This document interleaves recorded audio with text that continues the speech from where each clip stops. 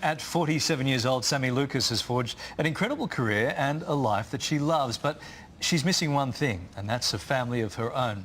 30 years of being unlucky in love means she's had more than her fair share of dating disasters. Now, from the suitor she later found out was married to the man who proposed on their first date.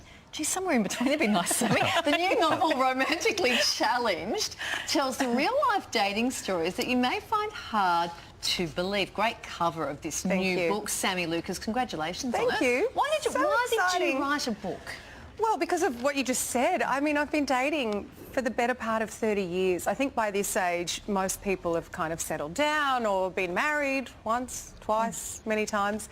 And I just found that I had this, I guess, unique story to share where I've been on the dating front line for 30 years. And for whatever reason, and I really don't know, I still can't understand why, I'm a bit of a weirdo magnet.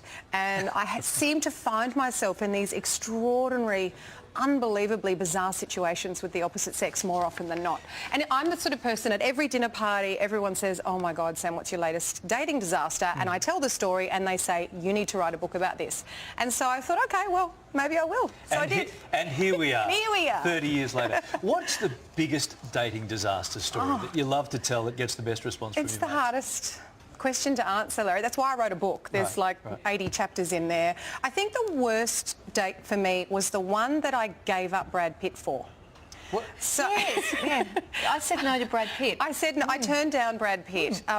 So basically I had started dating this guy and things weren't going well, and then we agreed to go away for the weekend, and then I got a call from Event Cinemas saying Brad Pitt wants to do a one-on-one sit-down interview with you. Can you do it? And I was like, and organised this weekend away. And so in the ultimate example of sacrificing career for love life, yes, I turned down Brad Pitt and I went away with the guy. And I'm not married happily to the guy, so I clearly made a terrible mistake. Yes. So you could have been married to Brad Pitt. Well, no, it was a professional engagement. But, the fact that I turned down the opportunities to interview the sexiest man alive for some guy that I didn't end up marrying anyway. So it was a pretty big dating disaster. Any others we should know about? Oh, there's so many, Kylie. I don't know. The guy that took me to a strip club on our third date, I found out I dated an armed robber after the fact. There's countless dating disasters. Is that because all your stuff went missing? How did you... No, surprisingly it didn't. I didn't find out until after the fact. But I think it's mostly a collection of light-hearted anecdotes. And everyone's been on a bad date, right? Can you remember? You guys have been married for so long. Can you remember pre-marriage going on a really bad date or being in dating hell? And I think we love sharing those stories, and we love hearing about those stories from other people. With so many bad dates, and we know you love telling the stories, and it certainly makes for great reading. Thank you. But at some point, do you just give up on men? Do you lose faith altogether? No, absolutely not. And I don't want people to think I'm a man hater, because that's not what this book is about. I love men. My two best friends are men. I spend a lot of time around guys. I just haven't met the right one for me. And people always say, "Oh, don't you get lonely?" I think, okay, well, sometimes, yeah, when you're sitting at home alone on a Saturday night with Netflix and my dog, Lolly, who I love, I think, oh, it'd kind of be nice to have someone here. But I don't run my life looking for a man or trying to find that special someone. I read this really good article when I was writing the book that said, how would you run your life? How would you be in your life if you were told from the day you were born that you were never going to meet the one, that you were never going to get married? How would that affect the choices that you make and the decisions that you make and the way you live your life if you're not constantly searching for that other person to make your life complete? And I think the underlying theme through the book, even though it's meant to be funny and humorous, is the one that empowers people to be single. And it's okay. I'm okay to say at 47 that I'm single, because I've had a great life. I don't feel like I'm looking for that other person to complete me. Is there one that got away, Sami? There's a few. Yeah, but it's the right time at the right person at the right time, Carls, I think. And I write a chapter about that. Is you can meet a series of ones throughout your life, but the key is meeting the right one at the right time. Are you tired? No, never. No, I'm getting ready for book 2. Bring on the next 30 years. 30 years of dating? It's like that, that scene from Sex and the City when Charlotte says, "I've been dating for 20 years, I'm exhausted, where is he?" No, you know what? I don't feel like I'm out there searching for Mr. Right. I'm just living my life, having a great time, and if he comes along, that's fantastic. It'll be nice to meet him. If Mr. Right is out there now watching this show... Oh, can you not, Larry? Larry, Sami, don't do this to me. I'm just curious.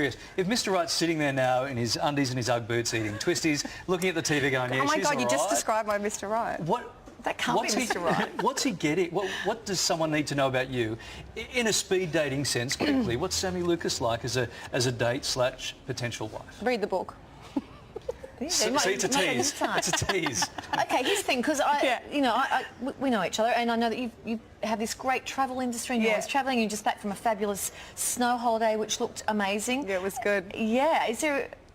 Is there any danger now that things are so good the way they are that you might just like this to remain the way it is? Well, I think it's in our human DNA to desire companionship and affection, and yes, it would be lovely to have that, but I don't live my life searching for it or needing it.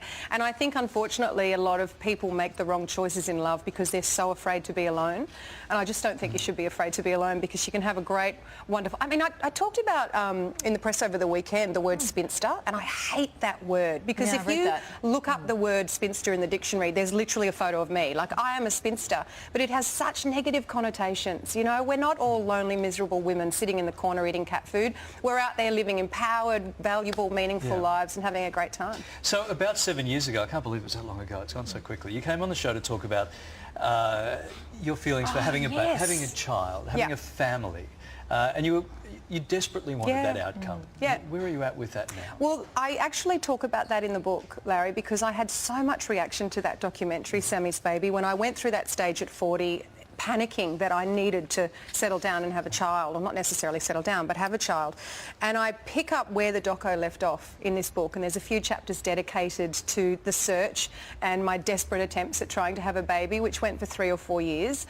Unfortunately, you know, I wasn't successful, but it talks about my dating life through that period, and it's a confronting thing as a 41-year-old woman to be single, be told you don't have much time left to have a baby, and to make some really life-changing decisions.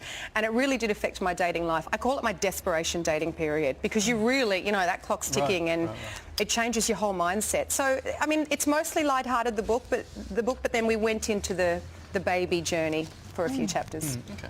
The Bachelor is free at the moment. Don't stop. Can you not? Don't. No? Okay. Right, I don't know. I've never met him, so I don't know. I've never met him. Could be the one. You just don't know. Look at you, Kylie, the matchmaker. He's a skier. You love skiing. Yes, I love skiing. Thanks, Kylie. That'd be nice. This is not awkward at all on national television being Great set to up. see. It's always lovely to have you on the couch. Great to see you. Thanks, guys. To read more of Sami's dating disasters, you can pick up a copy of her book, Romantically Challenged. It is out today. Thanks, Sami.